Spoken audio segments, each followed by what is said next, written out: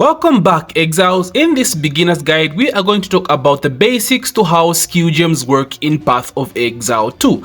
So skill gems are basically abilities or skills that you use to customize your particular character. Classes in Path of Exile 2 don't come with abilities or don't come with any skills whatsoever outside of their particular ascendancy. Now this will be a video for another day, so look forward to that. But other than that, the class you pick will not have any abilities outside of the basic attack that they give you for free when you start the game on the beach. So firstly, how do you get skill gems in Path of Exile 2? Well, there are many different ways. Skill gems can be given to you as a reward for completing different quests. Skill gems drop from killing enemies. Skill gems can also drop from killing bosses, even just looting random stashes like corpses or baskets throughout the world. A skill gem can drop from this. So when you find a skill gem, you are first going to find an uncut skill gem. So what you have to do is engrave this, and after that you are given an option to choose between available skills. The skills available will be based on what level the skill gem is and what level you are. So the higher the level you are, the more stronger skill gems you have access to. When you engrave and pick a particular skill, you will then have to activate the skill and bind it to one of your controls or one of your keys on your keyboard. So you open up your menu, go to skills, drag the particular skill from your inventory and place it in a socket. You have 10 available sockets, with the first one being automatically set for your auto attack. So basically you have 9 available slots for your skill gems. So you socket this, bind it, and you finally have the skill activated and you can finally use it. A very important thing to note is that skills are not locked behind particular classes. There are two different factors that determine how skills can be used. First, let's start with weapons. Certain skills are locked behind weapons. So let's say you choose to use Monk and you choose to play the quarterstaff. That means you can only use quarterstaff related skills apart from the other skills that we'll cover later that are not locked behind weapons.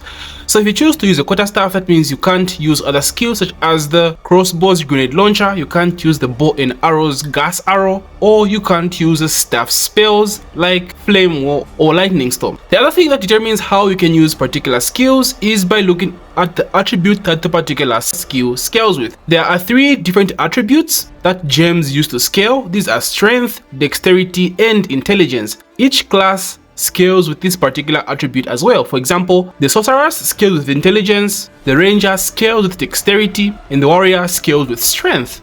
Other characters like the monk and the mercenary have hybrid scaling. For example, the mercenary scales with dexterity and strength.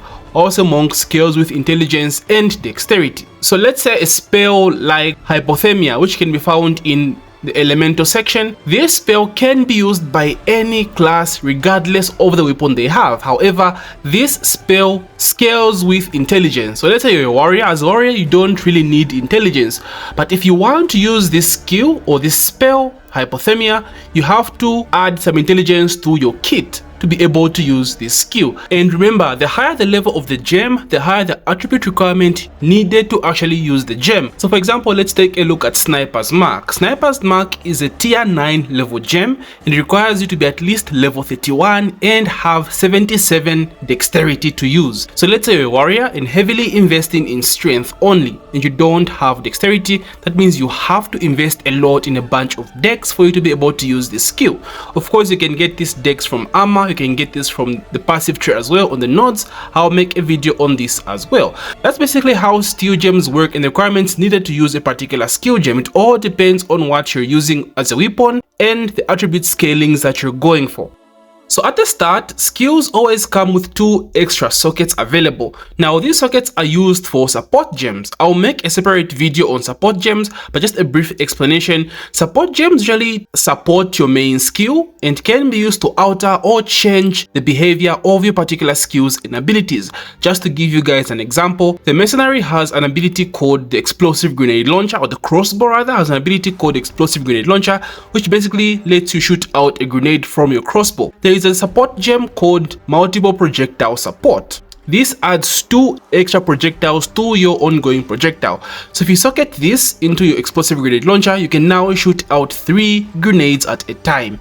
There are a bunch of support gems in this game, over 100, bro. There are so many, so the possibilities are almost endless with this. So it's very important to always get support gems, and just like skill gems, support gems also drop in the same sense as skill gems. After killing enemies, they might drop. After killing bosses, just looting all over the place, you can find a bunch of support gems. And you always start with 2 sockets for every skill gem, but in the future you can actually alter the sockets to have a total number of 5. This is done by using an artifact called the Lesser Jeweler's Orb. This lets you add an extra socket to your particular skill, so you can add out to a maximum of 5 for each. Is like super end game stuff, so you won't really have to worry about that now, but you will get a drop here and there that lets you add extra sockets to your skills.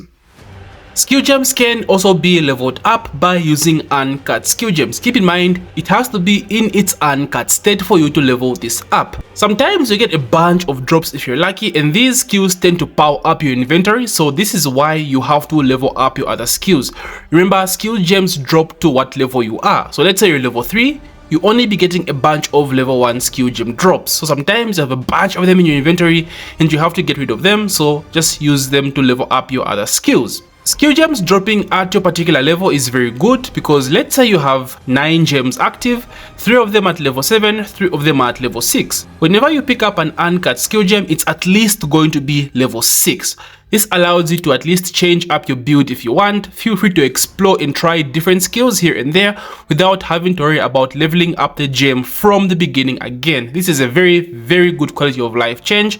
And sometimes it's even good to keep a bunch of low level gems in your inventory, because in the future you might want to try something different. Let's say you're using an ice build, you might want to try and go lightning, right? So you have to go back to your level 1 skill gems, pick a level 1 lightning skill. So it's very good to have some skill gems stocked up in your inventory as well. Don't get rid of everything, save some for the future.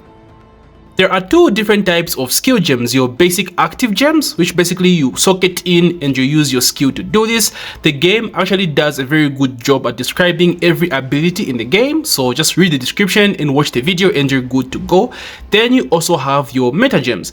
So now the meta gems are a bit complicated. The meta gems basically allow you to socket in another skill, and there are some conditions that are used to trigger this skill automatically. So basically, meta gems help you automate skill use in Path of Exile 2. For example, there is a meta gem called Cast on Freeze. So you can socket in a skill, and whenever you keep freezing, enemies are going to build up energy. When this energy reaches 100%, that skill you socketed in will automatically be casted. There's a skill called Cast on Shock, which works the same way. You keep shocking enemies, you build energy. When the energy reaches 100%, that skill you socketed in will be automatically cast. Same for Cast on Ignite. That's a basic understanding of how most Cast on meta skill gems work. There are also other meta skill gems that just give you buffs. For example, the Herald skills or the Herald meta gems. Herald of Ice is a meta skill gem that's always active. You just have to turn it on and it's active throughout. Whenever you freeze an enemy, you get explosions, right? Every time you kill a frozen enemy, you get a bunch of explosions. That's just a buff that Herald of Ice gives you. There are different skills like Herald of Ash, Herald of Lightning as well, that work the same way. Most meta skill gems use a resource called Spirit. You can get this from killing like side bosses or even on your equipment, but this again is a video for another day. So this is the most basic description of how skills work in Path of Exile 2. Now, you guys know I just picked up the game recently, so I'm explaining things to the degree that I understand, and that will actually help a beginner player understand as much as possible. Most of the people I watch in terms of guides try to explain things in a sense that they act as though everyone knows what the game or how the game works, bro. They skip a lot of the basics, and this is really important in this game because, dude, the ceiling of understanding in Path of Exile 2 is actually crazy. You have to understand a lot in this game. So going down to basics is what I'm doing for my tutorials. I want to explain things from the ground up. It makes your experience as easy as possible. Like, you have to spend a lot of time in the library with this game than you do actually playing it. So I hope what I'm saying is actually getting to you. I apologize for my accent. Most people don't really vibe with my accent. English is not my first language, so again I might make a bunch of mistakes. I apologize for that, but I really do hope I'm getting to you. I really do hope you're learning a few things from this, and man, just stay with me because I know the game is difficult, but guys, is it fun? It's a very fun game and has so much depth, so just stick with it and you get good eventually. So give me any feedback, guys. What would you want improved? What would you want me to do better? You let me know in the comment section. If you've made it this far, thank you so much for supporting me, guys. I really appreciate it. Don't forget to drop a like, and if you're new, I'm covering Path of Exile 2 on my channel now, so I'll be very glad to have you, especially if you're a beginner. Like, let's learn this game together. Thank you so much, guys. Thank you so much, Exiles. And as usual, take care and stay sane.